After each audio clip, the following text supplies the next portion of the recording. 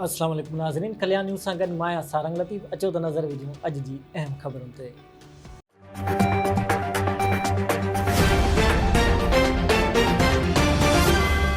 PP chairman Bilawal Bhutto Zardari पढ़ई वज़ीर जे उहिदे जो हलफ़ खणी वरितो। बिलावल भुट्टो ज़रदारी जे हलफ़ बरदारी तक़रीब ऐवान सदर में थी, जिते सदर आरिफ अली पीपी चेयरमैन खां हलफ़ वरितो। तक़रीब में वज़ीर अज़म शहबाज शरीफ़, अॻूणे सदर आसिफ अली ज़रदारी, अॻूणे वज़ीर अज़म राजा परवेज़ अशरफ ऐं पीपी क़यादत समेत ॿियनि हुकूमती शख़्सियतुनि शिरकत कई। हलफ़ खणण खां पोइ सदर आरिफ अली बिलावल सां हथ मिलायो ऐं खेसि मुबारकबाद पेश कई।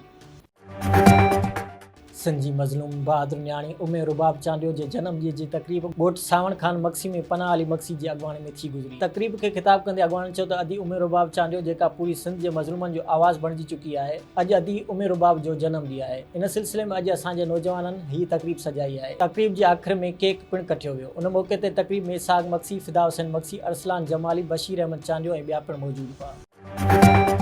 मीरपुर ख़ासि में सख़्त गर्मी सबबि शहर खां ॿाहिरि लॻ झुड़बी में ॻोठ अलाॾनू मंगरियो में बाहि लॻी वई, जंहिंजे नतीजे में 4 कचा घर जंहिंमें पियल अनाज, कपिड़ा, खटूं, बिस्तरा ऐं खाइण पीअण जूं शयूं सड़ी रखी वियूं। फायर ब्रिगेड जे अमले पहुची बाहि ते ज़ाब्तो हंधो, को बि जानी नुक़सान न थी सघियो आहे। नसीराबाद में IBA टेस्ट पास उम्मीदवारनि पारां ऑफर ऑर्डर न मिलण ख़िलाफ़ एहजाज जारी, सख़्त नारेबाज़ी। रिपोर्ट मूजिबि नसीराबाद IBA टेस्ट पास उम्मीदवारनि काल्ह 20 ॾींहं बि प्रेस क्लब अॻियां एहजाज कयो ऐं सख़्त नारेबाज़ी कई। उन मौक़े ते उम्मीदवारनि आबदा चना, फैद आज़ाद मंगी, असद चना, कदीर वाहूचो, सैफुल्ला डेपर ऐं ॿियनि चयो त ऑफिसरनि जी नाअहली ऐं सुस्ती सबबि SNA न थी सघी, जॾहिं त तालुके नसीराबाद में 300 खां मथे PA उस्तादनि जूं ख़ाली जॻहियूं मौजूदु आहिनि। इन बावजूदि सभिनी 131 उम्मीदवारनि खे ऑफर ऑर्डर न मिली सघिया आहिनि। उम्मीदवारनि सेक्रेटरी तालीम ऐं कमिश्नर लाड़काणो खे अपील कई त प्रोसेस एतिरो सुस्त रफ़्तार आहे जो हींअर ताईं वेटिंग लिस्ट ऑफिशियल तरीक़े सां ज़ाहिर नाहे कई वई। नई स्कूलनि में स्टाफ जी लिस्ट ऐं वेकेंट पोज़ीशन पधरी कई वई आहे। उम्मीदवारनि वधीक चयो त जेसीं ताईं रहियल 45 उम्मीदवारनि खे ऑफर ऑर्डर जारी नथा कया वञनि, तेसीं ताईं असां वटि एहजाज जो ही रस्तो आहे। नवाब वली मोहम्मद में समाजी तंज़ीम पारां मिस्कीन हाजी खान मलाह स्कूल में सफ़ाई सुथराई जे हवाले सां प्रोग्राम थी गुज़रियो।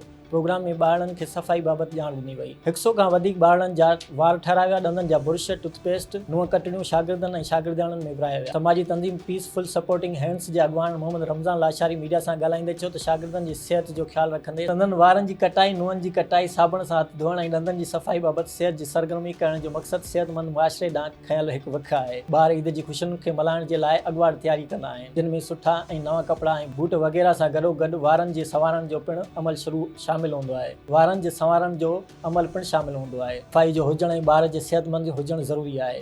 सिहत बिना ॿार जी ईद न आहे हूंदी। इन करे ईद ते हर ॿार तयारु थियणु चाहींदो आहे। उमेद आहे त वालिदैन पंहिंजे ॿारनि जी सिहत जो ज़रूरु ख़्यालु कंदा।